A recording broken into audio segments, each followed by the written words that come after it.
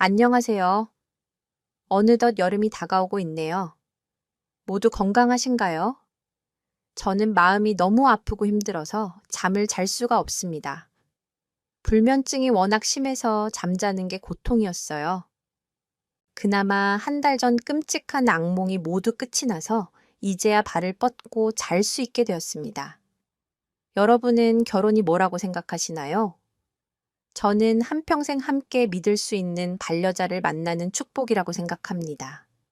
저도 그렇게 믿고 결혼했어요. 그런데 제 믿음이 유리 조각처럼 산산조각이 나 버렸습니다. 저의 이혼 스토리 한번 들어보시겠어요? 일단 저는 연애를 10년 했습니다. 정말 특이 케이스죠. 그런데 연애하는 내내 정말 남편과 한 번도 싸운 적 없는 아주 인고 커플이었어요. 남편과 저는 봉사활동에서 만났습니다. 저는 대학 시절 심리학을 전공했는데 다른 사람의 마음을 잘 보살피려면 실제로 사람을 만나면서 심리를 어루만져 주는 일을 해보고 싶었습니다. 늘 생각을 하고 있었는데 실천이 어려웠거든요. 결국 저는 친구와 큰 용기를 내서 4학년 졸업반 여름방학 때 꽃동네를 갔어요. 고등학교 때 봉사 점수를 채우기 위해 억지로 갔던 기억이 있는데 그때는 자발적으로 갔던 거라 아직도 기억이 생생해요. 바로 그때 지금의 남편 성준 오빠를 만났습니다. 자, 자원봉사자분들 여기 주목해 주세요. 처음으로 가본 봉사활동은 저에게 신선한 충격을 주었어요. 몸이 불편한 분들을, 장애를 가진 분들을 옆에서 챙긴다는 건 정말이지 어려운 일이었습니다. 그리고 그들을 함부로 동정해선 안 되기 때문에 적당히 도와주는 게 중요했어요. 저 여기 처음 보세요. 아, 네. 네, 좀 어색하고 그렇네요. 제가 쭈빽쭈빽 제자리를 찾지 못하고 망설이자 한 남자가 말을 걸어왔습니다. 알고 보니 청년 봉사단체 대표였어요. 그 남자가 바로 지금의 남편 성준 오빠였습니다. 처음 오시는 거죠? 아, 네. 네. 원래 이렇게 소리 지르거나 발작을 일으키는 분들도 있으신 거죠? 내내 많이 놀라셨죠? 매번 그렇진 않고요. 장애우 분들도 긴장되거나 낯선 상황이니까 아무래도 처음 만나 뵙는 분들이라 그러실 거예요. 시간 좀 지나고 친해지고 나면 안 그래요. 불편하시면 저 따라오세요. 네. 아, 불편한 건 아닌데 성준 오빠는 낯설어하는 저와 친구를 봉사단체 사무실로 데려갔어요. 봉사라는 게 뭐 따로 있나요? 여기 사무실에도 은근히 일이 쌓여 있거든요.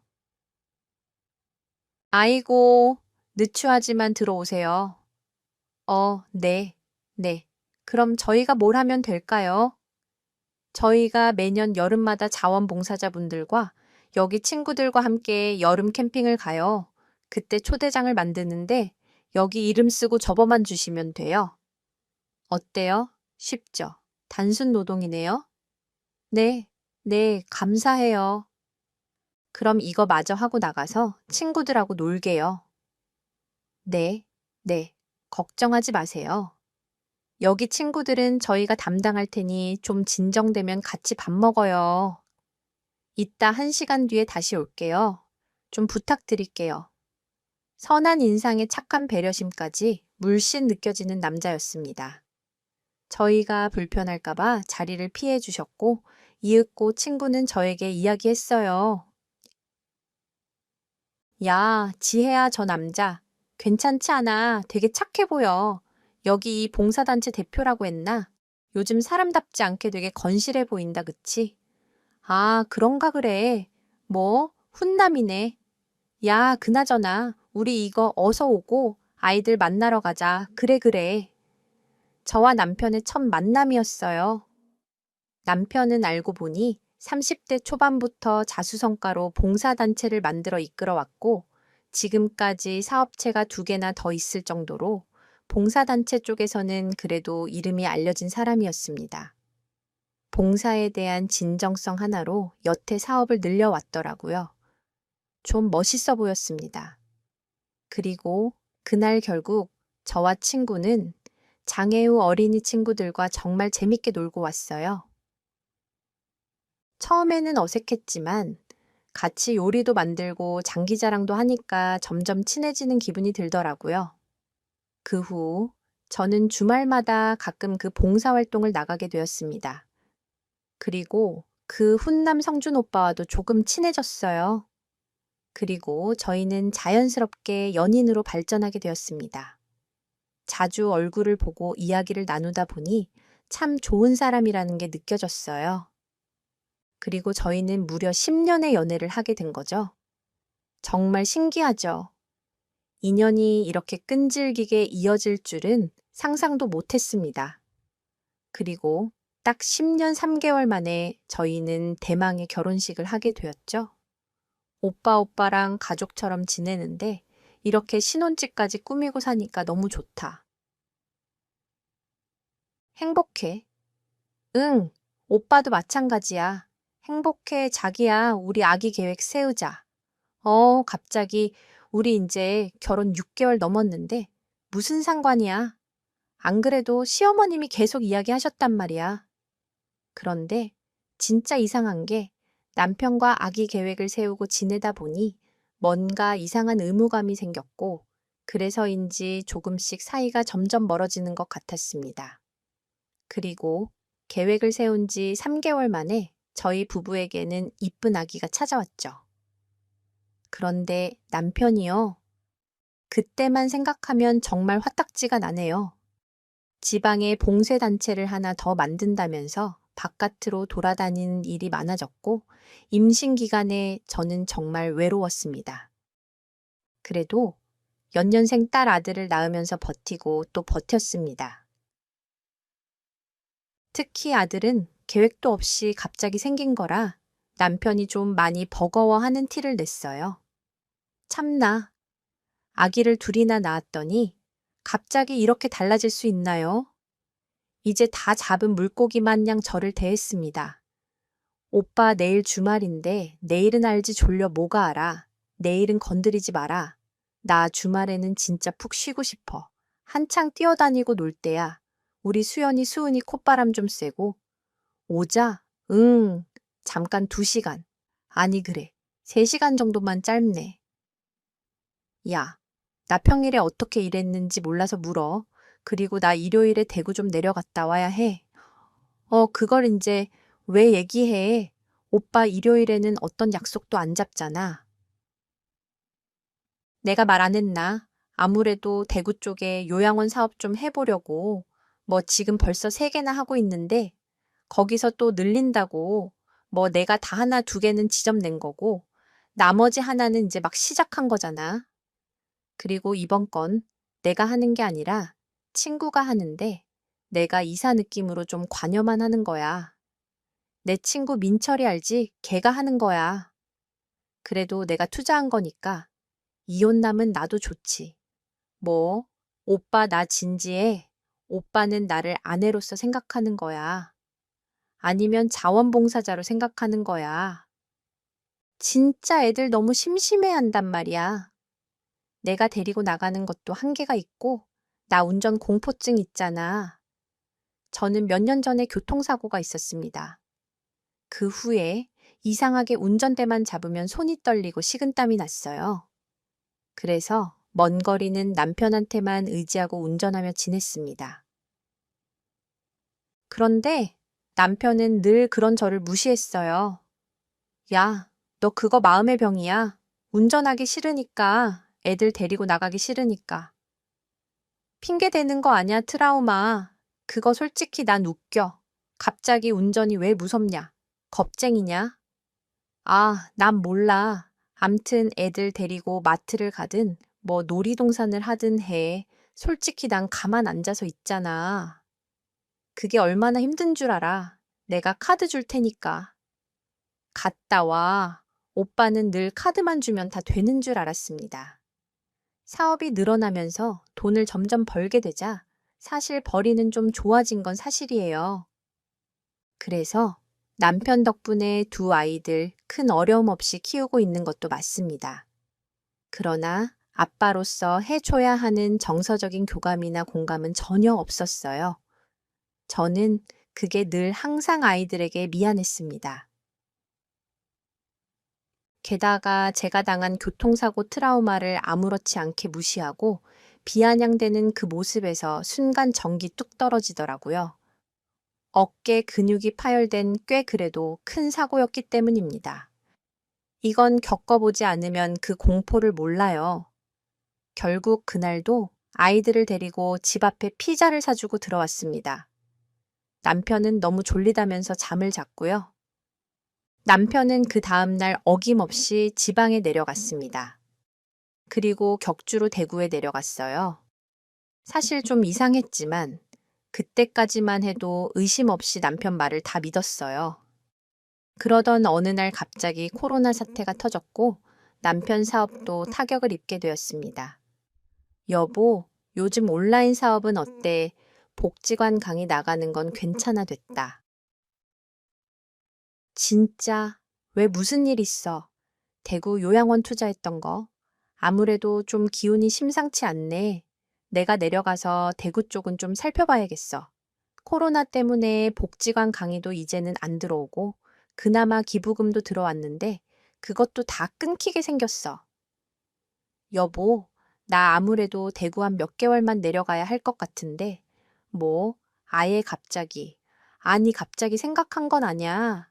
친구가 너무 힘들어해. 내가 투자도 했고 그나마 대구 쪽은 요양원 사업이 활발해서 어떻게든 살릴 수 있을 것 같아. 이대로 가다간 애들 학원비도 못 내주게 생겼다고. 그건 그렇지. 근데 괜찮을까? 주말마다 오는 거야. 금요일 퇴근하고 올라올 테니까. 걱정 마. 그리고 전화 좀 자주 하지 마라. 뭐? 아내가 전화하지. 그럼 누가 해? 나 나가면 거래쳐. 사람들 만나고 바쁜 거 뻔히 알면서 그러냐? 특히 요즘 온라인 사업하면서 더 바빠졌어. 아무튼 이래저래. 신경 쓰여 애들이나 잘 돌봐.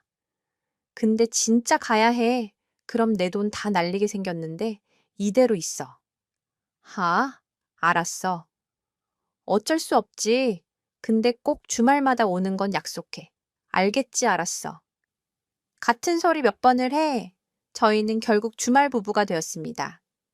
사실 연애도 10년 했고 또 아이들이 생기면서 서로 신혼 때 분위기는 나지 않았던 게 사실이에요. 그래서 이렇게라도 애틋하게 가끔 주말마다 보면 오히려 사이에 더 좋을 것 같다는 생각도 했습니다. 그런데 웬걸요 남편은 2주에 한 번씩 올까 말까 했어요. 오빠 내일은 올 거지? 수연이 생일이잖아. 내가 선물은 다 준비했어. 우리 내일 고기 좀 썰자. 야, 나 못 갈 것 같은데. 어쩌냐? 뭐? 안 돼. 이번에는 진짜 지난주에도 못 왔잖아. 수연이 진짜 펑펑 울었던 거 몰라? 아빠 너무 보고 싶대. 알지 않은데 진짜 주말에 중요한 부동산 계약건이 있어. 내가 직접 땅도 보고해야 해. 그 업자가 내일만 시간 된다고 했다고. 오빠 나랑 애초에 약속이 틀리지 않아. 매주는 못 와도 가족들 생일 때랑 큰 행사 있을 때는 시간을 일부러 빼기로 했잖아. 야, 내가 뭐 나 혼자 잘 되자고 이러냐? 나도 주말에 펑펑 놀고 싶어. 나도 일 좀 그만하고 싶다고.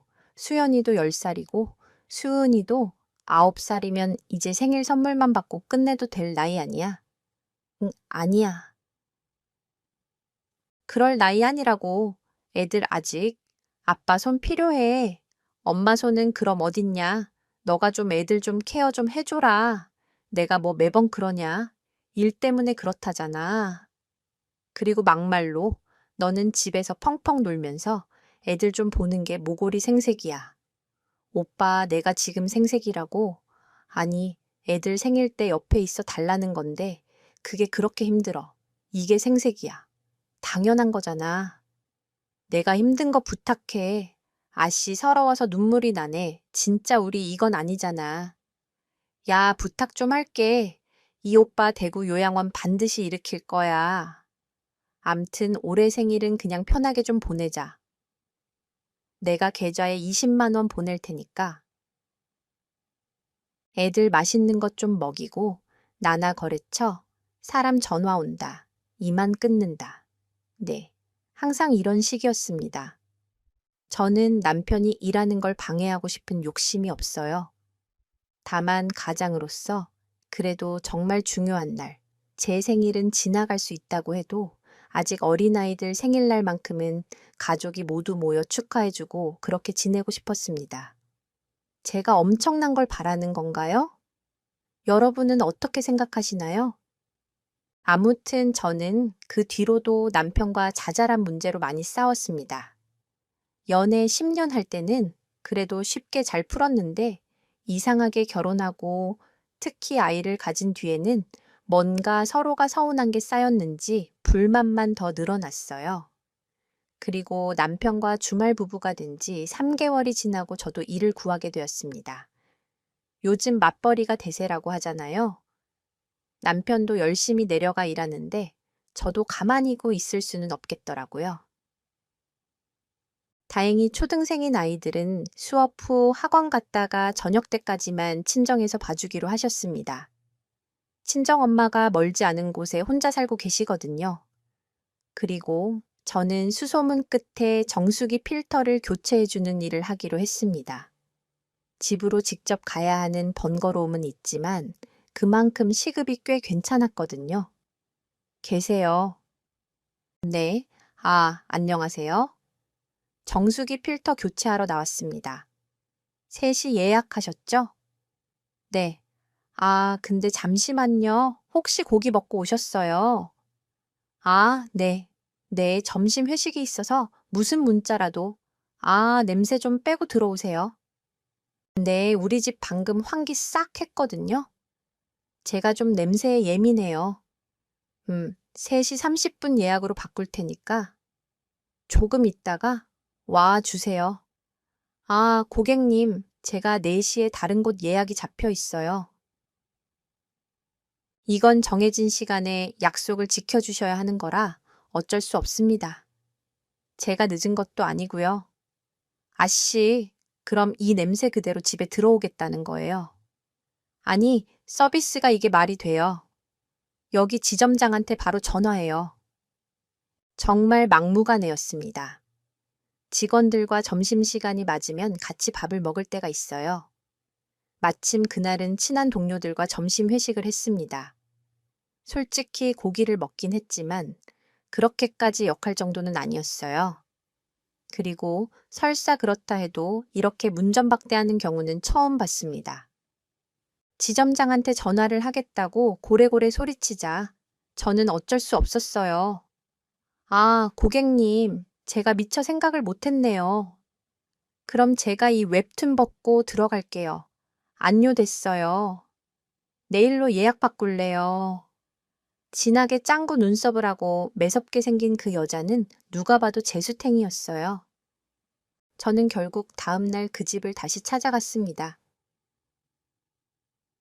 한 번 맺은 예약권은 큰 사정이 있는 한 다른 사람에게 넘길 수는 없었거든요. 계세요. 네. 안녕하세요. 2시 예약하셨죠? 정수기 필터 교체로 왔어요. 네, 들어오세요. 오늘은 옷 제대로 입고 오셨네요.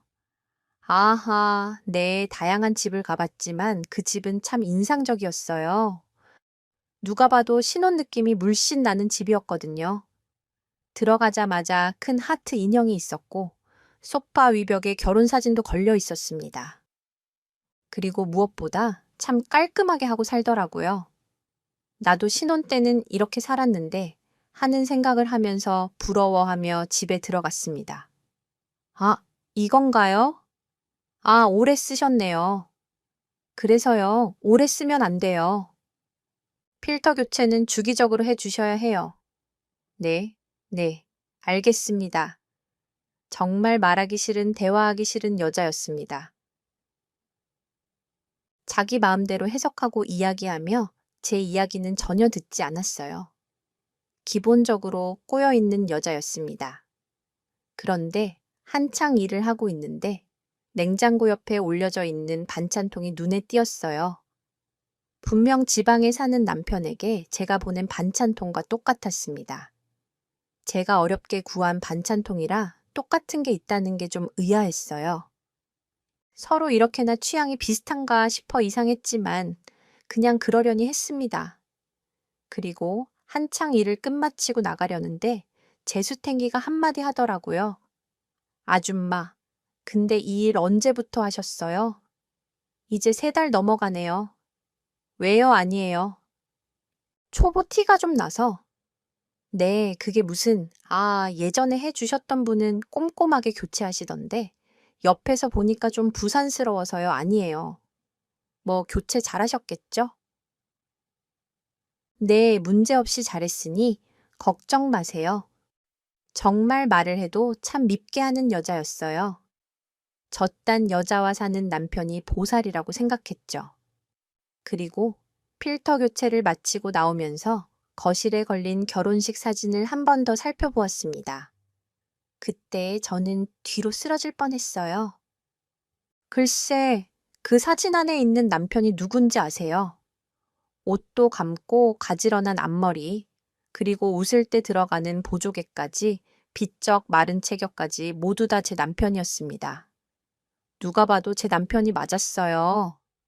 소름이 끼치고 온몸에 털이 섰습니다.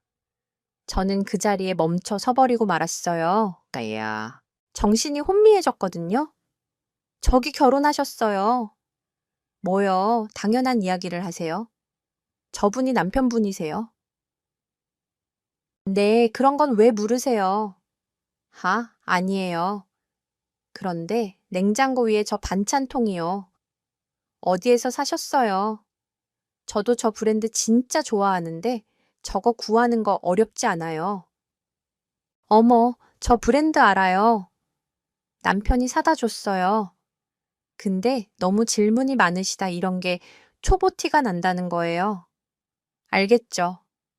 이제 그야말로 충격이었습니다. 그리고 그 순간 복수를 해야겠다는 생각이 번뜩 들었어요. 정말이지. 그 찰나의 순간 이 집에 있는 모든 걸 깨부수고 싶었지만 정말 이를 악물고 참았습니다. 두 집 살림을 차리고 있었던 더러운 남편과 눈앞에 있는 재수탱이 여자 모두를 잡아 족치고 싶었지만 정확한 증거와 물증이 필요했어요.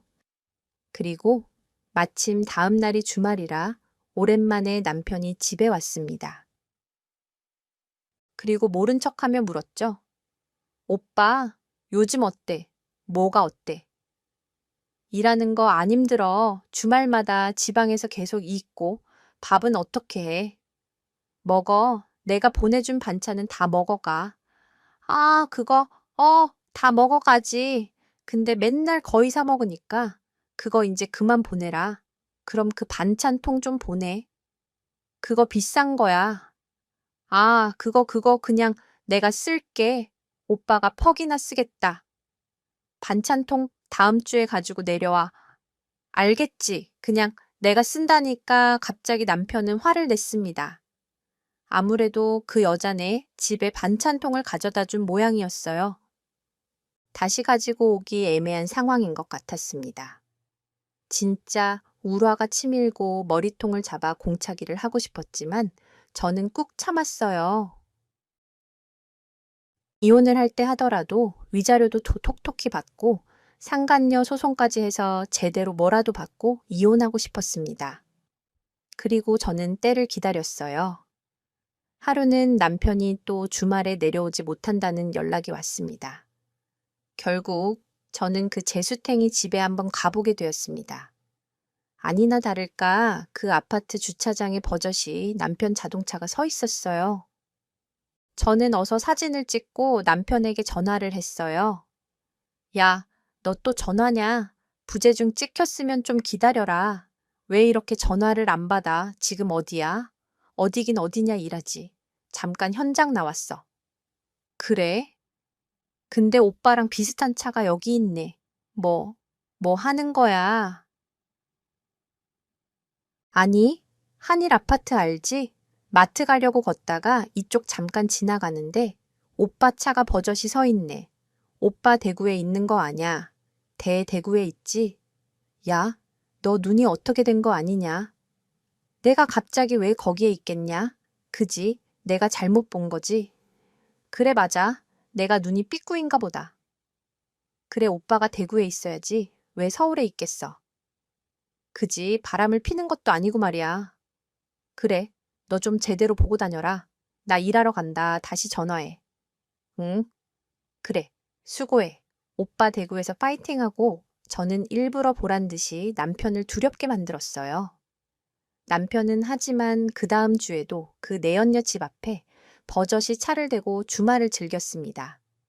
정말 어리 빠진 모양이었어요.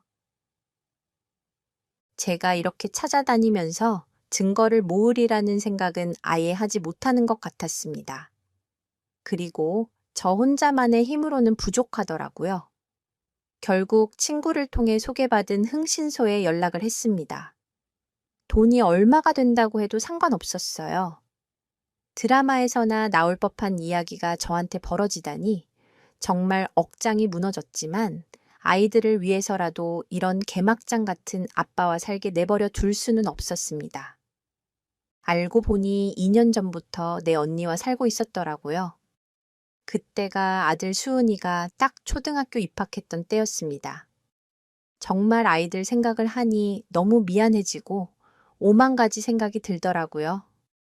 사모님, 지금 조사를 해봤더니 그 여자 임신도 했던데요. 정말요. 여자 나이가 몇 살이던가요? 이제 막 32살이요. 10살 나이가 훌쩍 넘는 거였어요.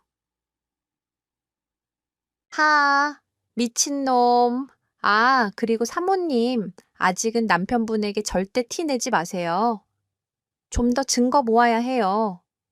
네, 알았어요. 흥신소에 문의를 해보니 32살 간호조무사를 하는 여자였고 남편과 결혼해서 산 지는 2년이 넘었다고 하더라고요. 저는 정말 아무것도 몰랐던 바보 천치였습니다. 하지만 이렇게 당하고만 있을 순 없었어요. 그래서 저는 남편 뒤를 밟기 시작했습니다. 또 그때에 정수기 회사에서 일하면서 두 집 살림하는 그 신혼집을 알기 때문에 자연스럽게 그 더러운 것들이 함께 집에 들어가는 모습도 사진으로 찍을 수 있었어요. 게다가 주말마다 남편이 집에 오면 핸드폰에 있는 수상한 사진들과 달라진 것들도 모두 증거로 모아두었습니다. 그리고 때가 왔어요. 저는 일단 간호조무사로 일하는 여자의 직장에 무작정 찾아갔습니다. 어차피 빼도 박도 못하는 증거들이 차고 넘쳤기 때문에 제가 이렇게 움직인다고 해서 저한테 불리할 건 없었죠. 여기 이민정 씨 계신가요? 잠시 처치실 가셨어요. 무슨 일이세요? 여기요. 이것 좀 그 여자한테 전해주세요. 그리고 이쪽으로 와, 달라고 해주세요. 아, 네. 네, 저는 그동안 남편과 그 내연녀가 나란히 걷고 데이트하는 그리고 심지어 산부인과에 오가는 사진들을 모두 인화해 전달했습니다. 그리고 근처 카페로 와 달라는 쪽지를 전달했죠.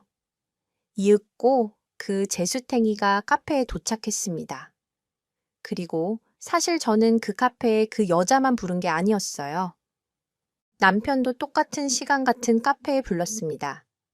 말 그대로 삼자대만을 하고 싶었거든요. 조우, 야, 넌 뭐 이런 데서 보자고 그러냐? 간만에 평일날 쉬려고 내려왔는데, 아이 귀찮게 정말 오빠 닥치고 앉아. 뭐, 너 말꼬라지가 너 꼬라지나 신경 써. 저기 오네. 너 눈으로 똑바로 봐. 뭐, 누가 와. 남편은 순간 얼굴이 파랗게 질리더라고요. 재수탱이 그 여자도 눈빛이 엄청 흔들렸습니다.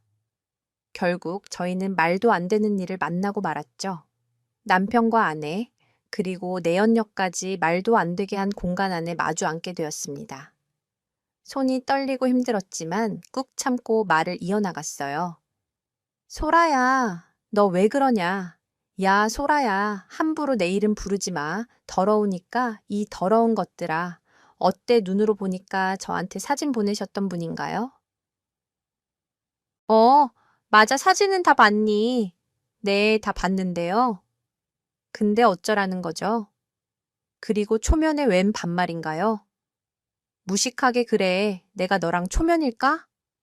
초면이 아니니 그럼 반말해도 되지. 나 정말 모르겠어. 내가 댁을 어떻게 알아요? 아줌마를 너네 집, 한일 아파트지. 그리고 집 들어가면 소파에 하트 쿠션 있고, 아참 냉장고 위에 반찬통도 있고, 그거 남편이 줬다고 했나? 당신 누구야? 하하, 왜 뭐 챙기는 거 있어? 아니, 당신 누구냐고 소라야? 너 왜 그래? 남편은 사색이 돼서 저를 말렸습니다. 그 꼬라지가 정말 꼴불견이었어요. 정수기 필터, 얼마 전에 갈았지? 나 그때 너희 집 갔었어. 너가 고기 냄새 난다고 나 2번이나 집에 오게 했잖아. 너 기억 안 나는 척 하는 거니? 그 여자야 참나. 난 또 뭐 대단한 여잔 줄 알았네. 제수탱이 내연녀는 끝까지 고개를 쳐들고 자존심을 부리더라고요. 누가 봐도 동공지진이 되었는데도 말입니다.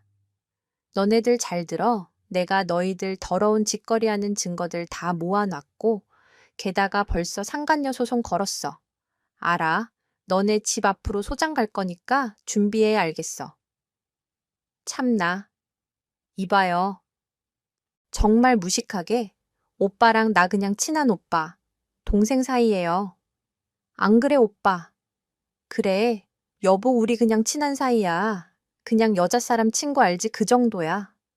아니, 여보 왜 그래? 진짜 창피하게 갑자기 남편이 저를 보고 여보라고 부르더라고요.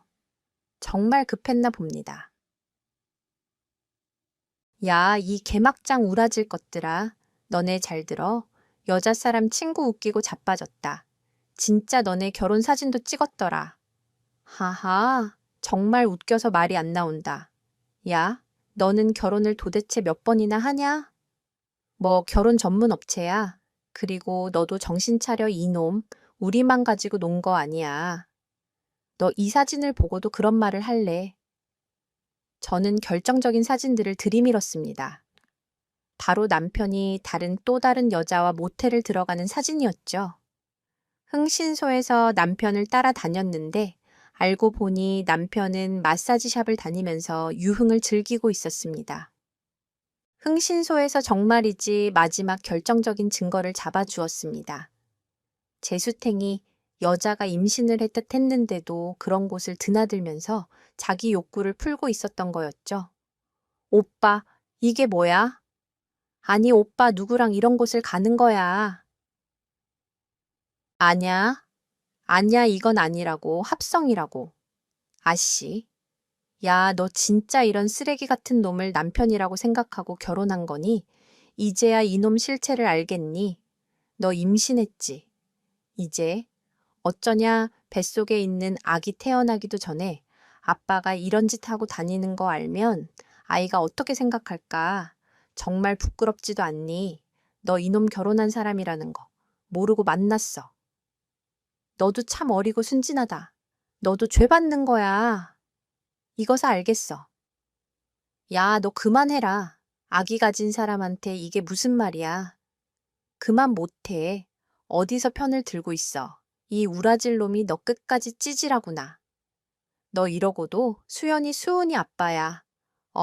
아까는 모르는 사람이라면서 여자 사람 친구라면서 근데 또 자기 씨는 걱정되나 보지 참나. 팔자 좋다. 성준아, 너 이렇게 키우려고 시어머님이 미역국 먹은 게 아닐 텐데 말이다. 아무튼 우리 애들은 내가 키울 테니까 너는 위자료 제대로 줄 준비해 알겠어. 그리고 저는 갑자기 무슨 용기가 난 건지는 모르겠는데 앞에 있던 차가운 물컵을 그대로 남편 얼굴에 부어버렸습니다. 남편은 물 범벅이 되었고 물에 빠진 생쥐 마냥 찌질해 보였어요. 그리고 얼굴에 물이 흥건히 묻어서 물이 뚝뚝 떨어지는데 정말이지 가관이었습니다. 저는 더 이상 흘릴 눈물도 없었어요. 자기 잘못을 아는 건지 어안이 벙벙해진 남편은 그대로 굳어버렸습니다. 저도 그것들을 더 이상 볼 힘이 없어서 그대로 나와 버렸죠. 일주일이 지나고 이혼 변호사에게 연락이 왔습니다. 사모님, 저예요. 아, 네. 네, 변호사님, 그거 아셨어요. 남편이 사업 망해서 지방 내려갔다고 하셨댔죠? 네네. 저도 내려가 보려고 했었는데 죽어도 말리더라고요. 그래서 코로나도 있고 바빠서 그쪽은 통 못 가봤어요. 근데 왜요? 이분 진짜 재밌는데요. 이 회사 안 망했어요. 뭐 잘 되는 편은 아니지만 그래도 문 잘 열고 영업은 하고 있어요. 아참, 그리고 요양원 사업한다고 대구 내려간다고 했었나요? 그것도 순 거짓말이던데요. 그럼 뭘 하고 있던가요? 놀라지 마세요. 성인용품 샵 차리려고 준비하고 계셨어요. 네, 성인용품 샵이요. 정말 기가 차네요. 전 그것도 모르고, 네, 그러실 수 있죠. 괜찮아요. 이렇게 뒤로 알아보시면서 놀랄 만한 것들이 툭툭 튀어나오실 수 있어요. 이런 거짓말들이 모아서 증거 자료가 되니까요. 마음 단단하게 드셔야 해요. 확실한 건 남편분이 아내분께 위자료 제대로 내셔야 할 거예요. 왜냐하면 거짓말을 일지게 한 것도 아니거든요. 게다가 두 집 살림이면 끝났죠. 너무 걱정 마세요. 그리고 양육권도 받으실 수 있을 거예요. 네, 네, 감사해요. 네, 기운 내세요. 우리 수은이 위해서라도 조금만 더 힘내요. 사모님, 결국 남편은 이혼 소송을 하는 동안에는 집에 아예 오지 않았습니다. 아이들에게는 아빠가 잠시 외국에 출장을 갔다고 거짓말을 했죠. 얘야. 정말 마음이 아팠지만 어쩔 수 없었습니다. 그러다가 첫째, 딸이 머리가 커지자 의심을 하더라고요. 부모의 이혼을 숨기면 아이들이 더 혼란스럽다고 해서 솔직하게 말하기로 했습니다. 엄마, 아빠는 언제 와요? 아빠 조금만 기다려줘. 벌써 3개월이 넘었는데요. 전화만 하고 있는데 답답해요. 나도 다른 애들처럼 아빠랑 놀고 싶어요. 혹시 엄마, 아빠 맨날 이렇게 떨어져서 살 거예요. 저기 수연아 잘 들어. 엄마랑 아빠는 우리 수은이 이 세상에서 가장 사랑해 알고 있지. 하나뿐인 우리 가족이야. 그런데 엄마는 아빠랑 성격이 안 맞는 부분이 있어. 그래서 같이 한 집에 사는 건 힘들 것 같아. 대신 수은이가 언제든 아빠 만나고 싶으면 만날 수 있어. 엄마 이해해 줄 수 있겠니? 알았어. 그럼 나 다음 주에 아빠 만날래? 그래, 알았어. 그렇게 하자. 이해해 줘서 고마워, 내 딸. 그리고 미안하다. 이혼 소송을 하면서도 딸과 아들은 남편과 가끔 만나곤 했어요. 부부 사이의 문제로 아이들이 상처받는 일이 없었으면 했습니다. 또 아이들은 마음의 준비가 필요했어요. 더러운 쓰레기 아빠였지만 그래도 아이들에게는 아빠였습니다. 아이들도 가끔 그렇게 아빠를 보면 좋아하더라고요. 어쩔 수 없었습니다. 그리고 7개월의 이혼 조정 끝에 드디어 저희는 작년 6월 중순 이혼을 하게 되었어요. 다행히 제가 생각했던 것보다 더 많은 위자료를 받을 수 있게 되었습니다. 거짓말을 한 게 한두 가지가 아니라 제가 손쉽게 소송에서 이길 수 있었죠. 또한 재수탱이 그 여자에게 상관녀 소송을 걸었던 것도 잘 마무리가 되어서 얼마 전 소송이 끝났고 돈도 제대로 챙겨받았습니다. 본처를 버리면 어떻게 되는지 제대로 보여주었어요. 남의 눈물에 피눈물 나면 자기 눈에도 피눈물 난다는 걸 알아야 합니다. 정말 마음이 후련하고 너무 행복하더라고요. 그 후 남편은 어떻게 살고 있냐고요? 그 재수탱이와 그 뒤에 오히려 사이가 안 좋아져서 별거 한다는 소식이 들렸습니다. 자기 복을 발로 찬 거죠. 남편은 결국 혼자 외롭게 살고 그 여자는 홀로 아이를 낳고 키운다고 했어요. 정말 개막장이 되었습니다. 하지만 저는 마음속에서 끝까지 답답한 게 남아 있었습니다. 그리고 순간 저는 유치한 마음이 들더라고요. 이렇게 남편과 끝낼 수는 없다고 생각했죠. 우리 아이들을 버젓이 두고 두 집 살림을 차렸다는 생각에 어떻게든 복수를 하고 싶었습니다. 그리고 남편이 일하고 있는 대구로 몰래 내려갔어요. 평소 남편이 회사 근처에는 오지 말라고 해서 못 가는데 이렇게 이혼하고 찾아오리라고는 생각도 못 했습니다. 허름한 성인용품 샵이었습니다. 마침 남편은 없었고요. 그리고 가게 앞에 남편이 가장 아끼는 차가 세워져 있었습니다. 그리고 저는 망설임 없이 차 키로 차를 긁었습니다. 정말 미친 짓이라고 생각하시겠지만 그렇게 해야 그나마 남아있는 정도 미련도 지울 수 있었어요. 그리고 정말 너무 미워서 복수하고 싶었거든요. 야, 너 지금 뭐 하는 거야? 야, 미친 거 아니야. 이윽고 남편이 가게로 돌아왔고 제가 차를 망가뜨리는 모습을 두 눈으로 목격했습니다. 그리고 저는 더 보란 듯이 차를 망가뜨렸어요. 그리고 문짝 두 개는 못 쓰게 되었습니다. 뭐가 너도 내 마음을 이렇게 만들었잖아. 안 그래. 야, 그만해. 그만. 내가 위자료도 물었잖아. 안 그래, 그만해. 야, 위자료. 그딴 돈으로 우리 수은이가 받은 상처가 아물어질 거라고 생각해. 너도 이제 이런 짓 그만해. 똑바로 살아 너. 그리고 이제 이혼했으니 말하는 건데 우리 수은이 다시는 볼 생각하지 말고 애들한테는 잘 설명할게 알았어. 내가 경고하려고 온 거야. 우리는 아빠 없는 셈 치고 살 테니까. 그렇게 알아. 저는 가끔 수은이에게 찾아오거나 전화를 하는 남편이 너무 꼴 보기 싫었습니다. 이제 와서 자식들을 챙기려고 하는 모습이 너무 화가 났거든요. 그리고 저는 남편 눈앞에 차 문짝 수리비를 30만 원을 던졌습니다. 야, 이거 가지고 문짝도 고치고 너 쓰레기 같은 인상도 고쳐라. 알겠냐? 남편은 그토록 아끼던 차가 눈앞에서 망가지는 것을 보자 저에게 미안하다면서 빌더라고요. 참나. 이렇게 속 좁고 겁쟁이 같은 인간과 10년 연애하고 아이 둘을 낳고 살았다는 사실에 기가 차더라고요. 그리고 저는 생각했습니다. 다시는 이런 인간과 엮이고 싶지 않다고 말이죠. 지금은 이혼한 지 1년이 다 되어 가네요.